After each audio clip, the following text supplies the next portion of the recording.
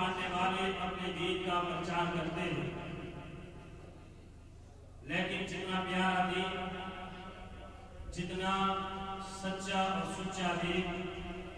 جتنا صاف اور ستھرا دین دین اسلام ہے، رب کعبہ کی قسم ہے، جس سے بڑھ کر کوئی اور دین نہیں ہے۔ ان الدین عند اللہ الاسلام، رب کا قرآن بھی کہتا ہے کہ لوگوں، اگر اللہ کے ہاں کوئی دین مانے رکھتا ہے تو وہ صرف دین اسلام ہے، اور اگر کوئی انسان اس دین کو پانے کے بعد، اس دین کو سمجھنے کے بعد، اس دین کو سیکھنے کے بعد پھر بھی یہ کوشش کرتا ہے کہ کسی دوسرے دین کو ڈھونڈے، کسی اور مذہب کو تلاش کرے، تو یاد رکھیے اس انسان کا وہ دین نہ قبول ہے، نہ کوئی مانے رکھتا ہے۔ رب کا قرآن کہتا ہے وَمَن يَبْتَغِ غَيْرَ الْإِسْلَامِ دِينًا فَلَن يُقْبَلَ مِنْهُ۔ دنیا والوں، تم جو مرضی ہے دین ڈھونڈ لو، جس مرضی ہے مذہب میں چلے جاؤ، لیکن یاد رکھنا مجھ عرش والے رب کے ہاں اگر کوئی دین چلے گا تو صرف اور صرف دین اسلام چلے گا۔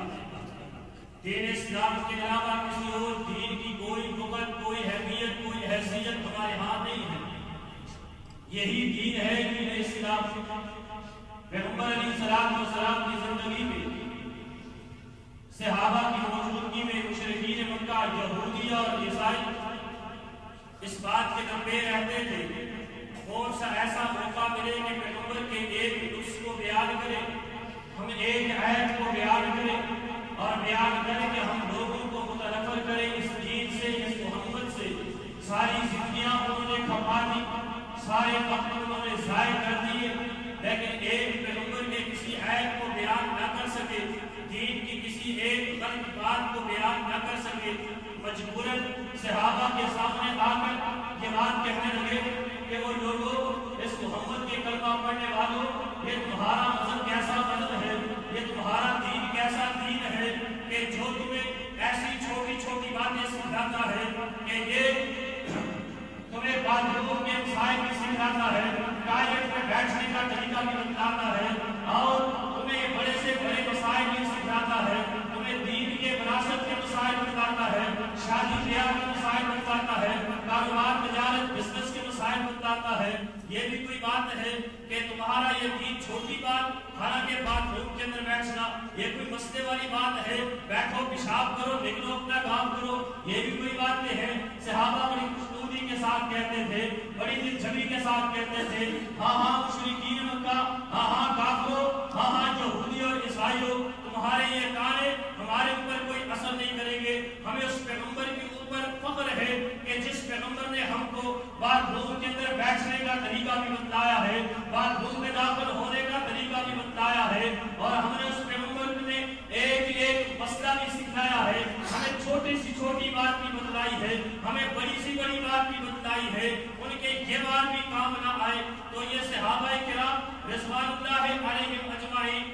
آپ دیکھ لیجئے کہ کس طرح دل جھمی کے ساتھ اور کس طرح یہ بڑے شجاعت کے ساتھ، بہادری کے ساتھ انہوں نے اس دین کے اوپر عمل کر کے دکھایا، اپنی زندگیاں پوری کی پوری گزار کے دکھائی، اور آج وہی دین ہے ہمارے پاس کما حق پہنچ چکا ہے۔ اور جس طرح صحابہ نے زندگیاں گزاری، رب کا قرآن کہتا ہے ان آمنوا بمثل ما آمنتم به فقد اهتدوا۔ اگر لوگوں تم یہ چاہتے ہو کہ صحیح معنوں میں مومن بنو تو جس طرح میرے صحابہ، میرے پیغمبر کے صحابہ وہ مومن بنے تھے، جس طرح انہوں نے ہدایت پائی تھی، اگر تم نے بھی اسی طرح ایمان لایا تو تم لوگ کامیاب ہو جاؤ گے، تمہارے اسلام کو قبول کر لیا جائے گا، تمہارے اسلام کو ہمارے ہاں ایکسپٹ کر لیا جائے گا۔ لیکن افسوس کے ساتھ کہنا پڑتا ہے آج دائیں بائیں سے کچھ ایسی باتیں بھی نظر آتی ہیں جو کہتی ہے کہ دین ہمارا مکمل نہیں ہے، جو کہتے ہیں کہ دین کی بات اگر آپ ہمارے امام کو نہیں پکڑیں گے، آپ کو دین کے مسائل سمجھ نہیں لگیں گے، اگر آپ ہمارے امام کی اتباع نہیں کریں گے، آپ اس کے مقلد نہیں بنیں گے، آپ کو دین کے مسائل سمجھ نہیں لگیں گے، تو یاد رکھیے میں ایک ادنا سا طالب علم ہوں کہ لوگوں کے یہ دعوے کہ ان کے امام کے بغیر اس دین کی سمجھ نہیں لگتی ہے، اس امام کا مقلد بننا پڑتا ہے، اس امام کی اتباع کرنی پڑتی ہے، رب کعبہ کی قسم ہے یہ ختم نبوت کے اوپر ڈھاکہ ہے کہ جو یہ بات کہتے ہیں کہ دین کو ان کے امام کے بغیر سمجھ نہیں لگتی ہے، اور یہ بات کہتے ہیں کہ دین کے اندر کچھ ایسے مسائل ہیں کہ جو پورے نہیں ہوئے تھے، ہمارے امام نے آ کر ساتھ کچھ چچیاں لگا کر، اس نے تھوک ٹھکڑیاں لگا کر ہمارے امام نے اس بات کو سمجھایا اور تمہیں یہ مسئلے سمجھائے، بحث کی مثالیں دیتے ہیں، مرغیاں کی مثالیں دیتے ہیں کہ ان کو حلال کس نے کیا، ان چیزوں کو حرام کس نے کیا، پرندوں کی مثالیں سامنے لے کے آتے ہیں، لیکن رب کعبہ کی قسم ہے اللہ کا قرآن یہ بات کہتا ہے کہ الیوم اکملت لکم دینکم واتممت علیکم نعمتی ورضیت لکم الاسلام دینا، لوگوں ہم نے یہ دین تمہارے اوپر مکمل کر دیا ہے۔ فتح مکہ کے دن پیغمبر علیہ السلام نے جب صحابہ کے سامنے اس آیت کو پڑھ کر پیش کیا، صحابہ سے پوچھا بھی تھا کہ میرے صحابہ بتلاؤ کیا میں نے اپنے دین پہنچانے کا حق ادا کر دیا ہے؟ سب صحابہ نے کہا، یک زبان ہو کر کہا، نعم یا رسول اللہ صلی اللہ علیہ وسلم، ہاں اللہ کے پیارے پیغمبر آپ نے سارا دین پہنچا دیا ہے۔ مجھے بتائیے آج ہم 14ویں 15ویں صدی کے اندر رہنے والے اپنے ذہنوں کو استعمال کر کے یہ کہتے ہیں فلاں فلاں مسئلہ دین میں رہ گیا تھا، کیا ہم صحابہ کے ایمان سے بڑھ گئے ہیں؟ کیا صحابہ کو یہ نہیں سوچا تھا کہ یہ 15ویں صدی کے لوگ آئیں گے، 14ویں صدی کے لوگ آئیں گے، ان کو یہ مسائل درپیش ہوں گے، لیکن ہم ان کے مسائل کو پوچھ نہیں رہے اور ہم ان کے ایمان کے ساتھ مقابلہ کرتے ہیں اور ہم ان کے دین کے ساتھ مقابلہ کرتے ہیں۔ یاد رکھیے اللہ کے پیغمبر علیہ السلام کی صحیح مسلم کے اندر حدیث ہے، آقا علیہ السلام نے فرمایا ہے من احدث فی امرنا ھذا ما لیس منہ فہو رد۔ ایک دوسری حدیث کے اندر فرمایا من عمل عملا لیس علیہ امرنا فہو رد۔ لوگوں دین کے اندر جس نے بھی کوئی نئی بات داخل کی ہے، کوئی نئی بات اس نے ایجاد کی ہے اور اس بات کے اوپر ہماری طرف سے وہ محمد کی کوئی گارنٹی نہیں ہے، ہماری کوئی مہر نہیں ہے، وہ رد، اس انسان کا وہ عمل اللہ کے ہاں بھی اور اس محمد کے ہاں بھی مردود ہے، کچرے کے ڈھیر میں جائے گا، لیکن اس کی کوئی اہمیت نہیں دی جائے گی۔ لوگ یہ بات کہتے ہیں کہ ارے کیا ہوا، ہم نماز پڑھیں گے، اپنی مرضی کی پڑھیں گے، نوافل پڑھیں گے، اپنی مرضی کے پڑھیں گے، عبادات کریں گے، اپنی مرضی سے کریں گے، لیکن ان کو یہ معلوم نہیں ہے رب کا قرآن کیا کہتا ہے وَمَا كَانَ لِمُؤْمِنٍ وَلَا مُؤْمِنَةٍ إِذَا قَضَى اللَّهُ وَرَسُولُهُ أَمْرًا أَن يَكُونَ لَهُمُ الْخِيَرَةُ فِي أَمْرِهِمْ۔ کسی مومن مرد کے لیے یہ بات جائز نہیں ہے، کسی مومنہ عورت کے لیے بات جائز نہیں ہے کہ جب رب کا حکم آ جائے، پیغمبر کا حکم آ جائے اور یہ رب کے حکم کے سامنے اور رب کے پیغمبر کے حکم کے سامنے اپنی رائے کو پیش کرے۔ اور ہم کہتے ہیں پچھلے دنوں شب برات گزری ہے، چند دوستوں کے ساتھ میری ملاقات ہوئی، بات ہوئی، کہتے ہیں آپ کیوں منع کرتے ہیں 15 شعبان کو روزہ رکھنا ہے، کیوں منع کرتے ہیں رات کو عبادات کرنی ہے، کیوں منع کرتے ہیں؟ اچھے ہی کام ہے نا، کوئی برے کام تو نہیں ہے، لیکن یاد رکھیے یہ اچھے کام بھی ہے، لیکن اچھے کاموں کے اوپر بھی پیغمبر کی مہر نہیں ہے۔ رب کعبہ کی قسم ہے کوئی اچھا کام بھی اللہ کے ہاں قابل قبول نہیں ہے۔ کیا ہم صحابہ سے بڑھ گئے؟ آئیے سنیے السلسلہ الصحیحہ کتاب کو اٹھائیے اور اسی طرح سنن دارمی کو اٹھائیے، وہاں پر یہ روایت موجود ہے۔ عمر بن یحییٰ رحمۃ اللہ علیہ یہ بات کہتے ہیں کہ ہمارے معمول ہوا کرتا تھا ہم روزانہ فجر کی نماز کے لیے عبداللہ بن مسعود رضی اللہ تعالی عنہ کے دروازے پہ جاتے اور جا کر ہم وہاں پہ انتظار کرتے، جیسے ہی عبداللہ گھر سے باہر نکلتے ہم ان کے ساتھ مسجد کی طرف جاتے۔ ایک دن ہم گئے،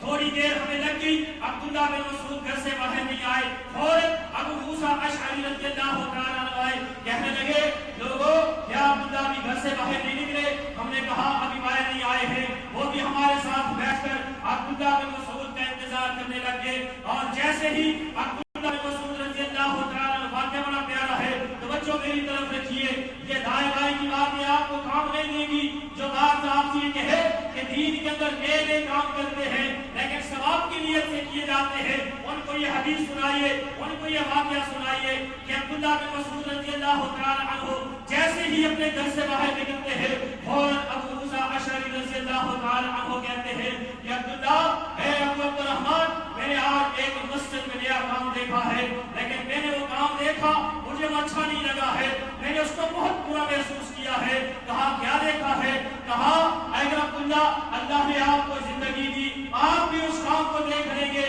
اور میں یہ گارنٹی کے ساتھ کہتا ہوں آپ بھی جب اس کام کو دیکھیں گے آپ کو وہ کام برا محسوس ہوگا۔ کہا ابو موسیٰ مجھے بتاؤ تو صحیح تم نے کیا کام دیکھا ہے؟ کہتے ہیں میں نے دیکھا ہے کہ ابھی مسجد کے اندر آزان ہوئی ہے، لوگ نماز کے انتظار میں بیٹھے ہیں اور لوگ ایک حلقے کی شکل میں بیٹھے ہیں، الگ الگ ٹولیاں بنا کے بیٹھے ہوئے ہیں، اور ٹولیوں والے لوگوں کے سامنے چند گٹھلیاں رکھی ہوئی ہیں، چند کنکریاں رکھی ہوئی ہیں، اور ایک شخص ہے جو ہر ایک ٹولی والے کے پاس جاتا ہے اور جا کر ٹولیوں والوں سے کہتا ہے پڑھو 100 بار لا الہ الا اللہ۔ وہ سارے ٹولیاں والے ان کے اوپر کنکریوں کے اوپر گٹھلیوں کے اوپر 100 بار لا الہ الا اللہ پڑھتے ہیں، پھر کہتا ہے پڑھو اللہ اکبر، وہ سارے اللہ اکبر پڑھتے ہیں، پھر کہتا ہے پڑھو سبحان اللہ، وہ سارے سبحان اللہ پڑھتے ہیں۔ میں نے یہ عمل دیکھا ہے۔ عبداللہ بن مسعود رضی اللہ تعالی عنہ اب ابو موسیٰ اشعری سے کہتے ہیں کہ تم نے ان کو روکا نہیں، تم نے ان سے کوئی بات نہیں کی؟ کہا میں نے آپ کی رائے کا انتظار کیا، آپ کے فیصلے کا انتظار کیا، آپ آئے اور آپ کی رائے کے ساتھ ان کو سمجھایا جائے گا۔ کہا نہیں ابو موسیٰ، تم نے ان سے یہ ضرور کہنا تھا کہ لوگوں اپنے گناہوں کو گنو، اپنے گناہوں کو شمار کرو، اور جو تمہارے صحیح اعمال ہوں گے، صحیح نیکیاں ہوں گی، اللہ ان کو کبھی بھی ضائع نہیں کرے گا۔ لیکن کہا میں نے یہ بات نہیں کی۔ اب عبداللہ بن مسعود بھی چلتے ہیں، ساتھ کے باقی ساتھی بھی چلتے ہیں، ابو موسیٰ اشعری بھی چلتے ہیں، مسجد میں آتے ہیں، دیکھتے ہیں ہاں جس طرح ابو موسیٰ اشعری نے بات بتائی تھی اسی طرح لوگ ٹولیوں میں بیٹھے ہیں، ہاتھوں میں کنکریاں پکڑی ہوئی ہے، ہاتھوں میں گٹھلیاں پکڑی ہوئی ہے، لا الہ الا اللہ کا ورد کر رہے ہیں، سبحان اللہ بھی پڑھ رہے ہیں، اللہ اکبر کی صدائیں بھی لگ رہی ہے۔ لوگوں سے کہا اور لوگوں تمہارا ستیہ ناز ہو، تم اپنے گناہوں کو کیوں نہیں شمار کرتے؟ ابھی اللہ کے پیغمبر کے صحابہ زندہ ہے، پیغمبر کے کپڑے پرانے نہیں ہوئے ہیں، اور پیغمبر کے استعمال کیے ہوئے برتن ٹوٹے نہیں ہیں، اور تم نے یہ غلط حرکتیں کرنا شروع کر دی ہے۔ لوگ کہتے ہیں کہ عبداللہ ہماری نیت اچھی تھی، ہمارا ارادہ اچھا تھا، ہم نے کسی غلط ارادے سے نہیں کیا، ہم ثواب ہی تو کما رہے ہیں۔ آج کل بھی کہتے ہیں نا ثواب ہی تو کما رہے ہیں، انہوں نے بھی کہا تھا ہم ثواب ہی بھی تو کما رہے ہیں۔ فرمایا چلو عبداللہ بن مسعود رضی اللہ تعالی عنہ کے اوپر کہا لوگوں یاد رکھنا تم جو بھی عمل کرو گے، اللہ کے پیغمبر علیہ السلام نے مجھ سے یہ بات فرمائی تھی کہ لوگوں تم نے جو بھی عمل کرنا ہے پیغمبر علیہ السلام کی سنت کے مطابق عمل کرنا ہے، اور لوگوں کے اوپر ایک زمانہ ایسا آئے گا کہ یہ اپنی منمانی کے مطابق عمل کریں گے۔ میں دیکھ رہا ہوں کہ وہ تم ہی لوگ ہو کہ جو تم لوگوں نے پیغمبر کے صحابہ کی موجودگی میں ابھی کپڑے پرانے نہیں ہوئے، ابھی صحابہ ابھی پیغمبر کے استعمال کیے ہوئے برتن ٹوٹے نہیں ہیں، وہ بھی پرانے نہیں ہیں، اور تم نے دین کے اندر یہ نئے کام شروع کر دیے ہیں۔ تمہارا ستیہ ناز ہو، تمہارا یہ ایک عمل بھی اللہ کے ہاں قابل قبول نہیں ہے، کیونکہ تمہاری تسبیحات کے اوپر پڑھنا، تمہارا ان کنکریوں کے اوپر، تمہارے گٹھلیوں کے اوپر یہ سارے ذکر و اذکار کرنا یہ اللہ کے پیغمبر سے ثابت نہیں ہے۔ یہ باتیں کہی عبداللہ بن مسعود رضی اللہ تعالی عنہ نے، اور اٹھ کر چلے جاتے ہیں۔ صحیح مسلم کے اندر وقت مختصر ہے،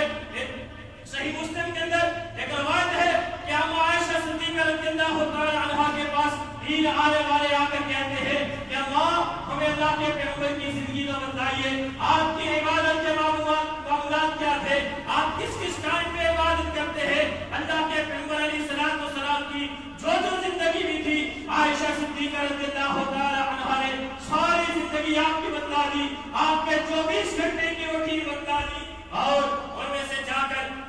جاتے جاتے ایک کہنے لگا یارو ہمارے تو اعمال پیغمبر کے اعمال کے مقابلے میں کچھ بھی نہیں ہے، ہمارے تو اعمال پیغمبر کے اعمال کے مقابلے میں کچھ بھی نہیں ہے، جاؤ آئندہ کے وقت میں نیک اعمال کرنے کی خاطر رات کو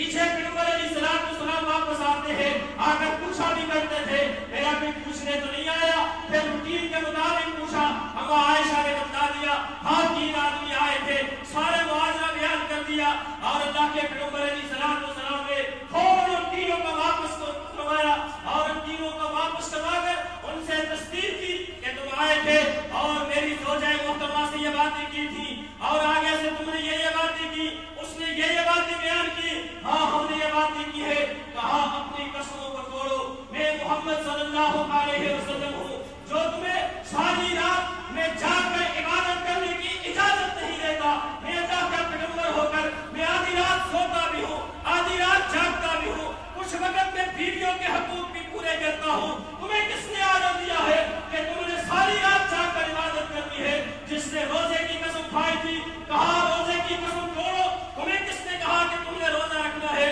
اے محمد صلی اللہ علیہ وسلم، ہمارے گھر میں اگر ہفتہ کھانا موجود ہوتا ہے، ہم لگاتار ہفتہ روزہ ہی نہیں رکھتے ہیں، اگر کھانے کو موجود نہیں ہوتا ہے ہم ہفتہ روزے میں بھی گزار دیتے ہیں، سوائے سوموار جمعرات کے ہمارے تو ہفتے بھی کبھی ایسے بیت جاتے ہیں، تمہیں کس نے کہا کہ تم نے روزہ رکھنا ہے؟ اور جس نے شادی کا کہا تھا، کہا پیغمبر علیہ السلام نے کئی شادیاں کی ہے اور تم کہتے ہو کہ میں نے شادی نہ کر کے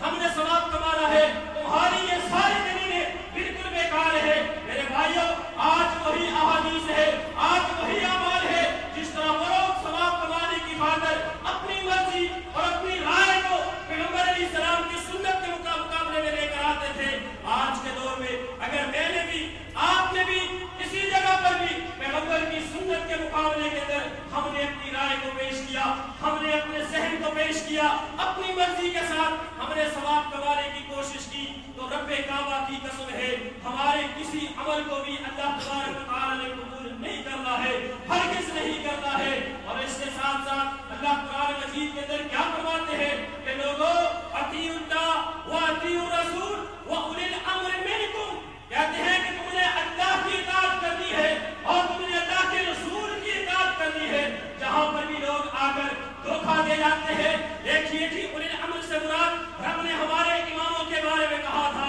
جائیے ایک تفسیر اٹھا کر لائیے، کسی ایک تفسیر کے اندر بھی یہ لکھا ہو کہ اولی الامر سے مراد ان ائمہ اربعہ میں سے کسی ایک امام کے بارے میں ذکر کیا گیا ہے؟ نہیں، ذرا غور کیجیے، قرآن گھروں میں جا کر دیکھیے، مساجد میں بھی رکھے ہیں، خود آپ اس قرآن کی آیت کو کھول کر دیکھیے، رب نے اولی الامر کے ساتھ اطیعوا کا لفظ استعمال نہیں کیا ہے، اپنے اللہ نے اپنے نام کے ساتھ اطیعوا اللہ کہا، اپنے پیغمبر کے نام کے ساتھ اطیعوا رسول کہا، لیکن جیسے ہی اولی الامر کی بات آئی، اللہ کے پیغمبر علیہ السلام کے اوپر جائے آیت نازل ہوئی، تو کسی جگہ پر بھی اطیعوا کا نہیں آیا، بلکہ تم نے اللہ کی اطاعت کرنی ہے، اللہ کے رسول کی اطاعت کرنی ہے، اور جو تمہارا حاکم وقت ہو، جس کو تم نے چنا ہے حاکم وقت، اس کی بھی تم نے اطاعت کرنی ہے، لیکن اطاعت کرنی ہے۔ پیغمبر علیہ السلام نے ایک اصول بتایا کہ اس اصول کے تحت اگر وہ تمہارا حاکم وقت کسی شرعی بات کی مخالفت نہ کرتا ہو، تمہیں دین کا اجر دیتا ہو، تو تم نے اس کی دین والی بات ماننی ہے، غیر دین کی بات اس کی تم نے کوئی بھی نہیں ماننی ہے۔ اللہ سے دعا ہے اللہ تبارک و تعالی ہمیں ائمہ اربعہ کا احترام کرنے کی توفیق عطا فرمائے، اور ان کی جو باتیں قرآن اور حدیث کے مطابق ہے ان کے اوپر عمل پیرا ہونے کی توفیق عطا فرمائے، اور اللہ ہمیں صحیح معنوں میں خالص قرآن اور سنت کے ساتھ محبت کرنے کی توفیق عطا فرمائے۔ جو ہم نے سچ کہا اللہ مجھے اور آپ کو اس بات کے اوپر عمل پیرا ہونے کی توفیق عطا فرمائے، اگر کوئی ایسی بات جو شر کے زمرے میں نکل گئی ہے رب سے دعا کرے اللہ ہمیں اپنے نفوس کے شر سے محفوظ فرمائے۔ اقول قولی ھذا استغفر اللہ لی ولکم ولسائر المسلمین۔